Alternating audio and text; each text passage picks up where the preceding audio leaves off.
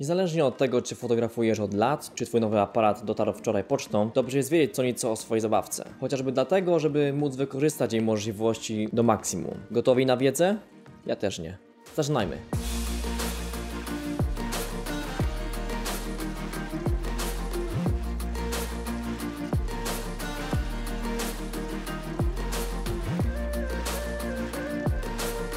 Każdy z nas widział aparat.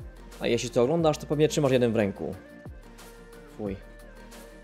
Właśnie sobie zdałem sprawę, jak to brzmi. Jak widać na pierwszy rzut oka, każdy aparat składa się z dwóch podstawowych części. Z obiektywu, lub inaczej mówiąc szkła, oraz z korpusu. Są to oczywiście tylko dwie z głównych widocznych części aparatu. Są jednak też takie, których nie widać na pierwszy rzut oka, a są bardzo ważne, szczególnie jeśli zaczynamy przygodę z fotografią. Mało tego, rozumienie jak działają lub chociaż do czego służą poszczególne części aparatu jest tak samo ważne, jeśli nie ważniejsze od samego fotografowania. Ponieważ często bez tej wiedzy nasze zdjęcia nie będą tak dobre, jakbyśmy chcieli. Zacznijmy więc od czegoś łatwego.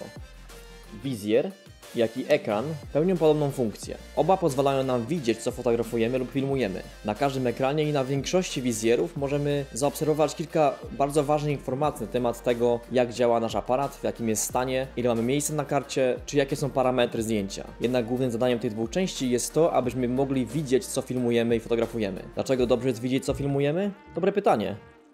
Chociaż czasem lepiej nie widzieć, ale to zależy od modela. Pomijając wygląd modela, tak wizjer jak i ekran pozwalają nam zrobić coś bardzo ważnego. Ustawić ostrość. Tak na ekranie jak i na wizjerze możemy zobaczyć kilka głównych informacji jak szybkość migawki, wartość ISO czy pozostała ilość miejsca na karcie. Więcej o tych funkcjach dowiemy się innym razem, a dzisiaj zajmiemy się tylko częściami aparatu.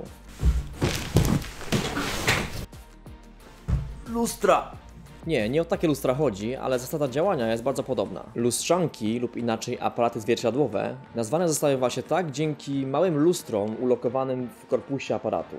Najprościej mówiąc, zwierciadła w lustrzance są tam po to, aby skierować światło, a dokładniej obraz padający do obiektywu w jedno z dwóch określonych miejsc. Jedno z tych miejsc to wizjer lub ekran, a drugie to matryca, znajdująca się w środku korpusu.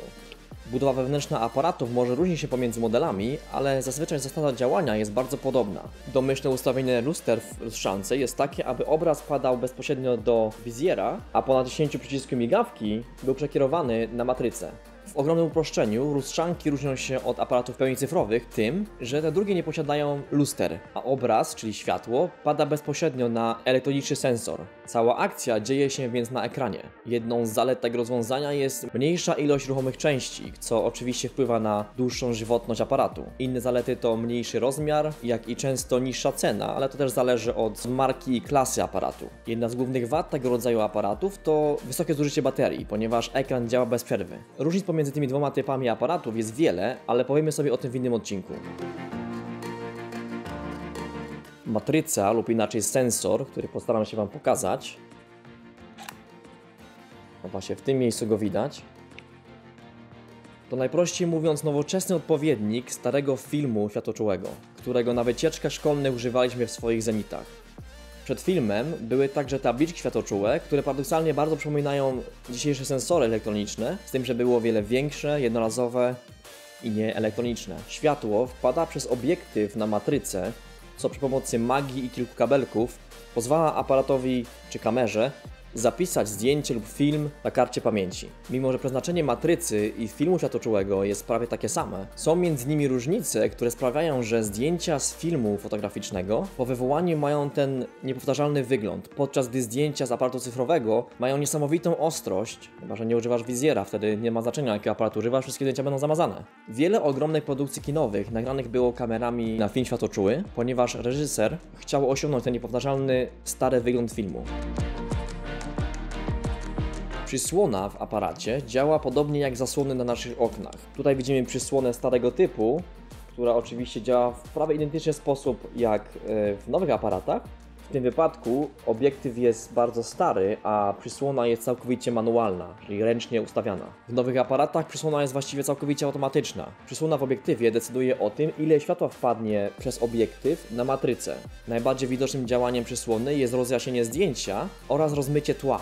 Efekt zamazania tła jest bardzo przyjemny dla naszych oczu oraz pozwala skupić uwagę widza na modelu czy obiekcie, który aktualnie fotografujemy lub filmujemy. Jedna z ciekawszych teorii, o których czytałem, mówi, że nasze oczy zbudowane są tak, że nie jesteśmy w stanie skupić uwagi, czy skupić naszego wzroku na obiekcie, czy na planie, który jest całkowicie zamazany. A zdjęcia i filmy z zamazanym tłem dają nam to możliwość, więc automatycznie jest to coś zajmującego dla naszego mózgu i coś ciekawego, coś, czego normalnie nie możemy zaobserwować. Można to bardzo łatwo sprawdzić w codziennym życiu. Spróbujcie popatrzeć na coś, co jest bardzo blisko, a potem bardzo szybko na coś, co jest daleko i zaobserwujcie, czy jesteście w stanie patrzeć na oddalony punkt, nie skupiając na nim wzroku, czyli nie dopasowując ostrości. Mimo że ta teoria ma sens, ja używam tej techniki po to, aby ukierunkować wzrok i uwagę widza na tym, co fotografuję, oraz po to, aby wyeksponować lub częściej ukryć coś, co nie powinno być widoczne. Wartość przysłony określona jest literą F oraz cyframi 1,4, 1,6, 1,8. Najprościej mówiąc, im niższa wartość, tym jaśniejsze zdjęcie,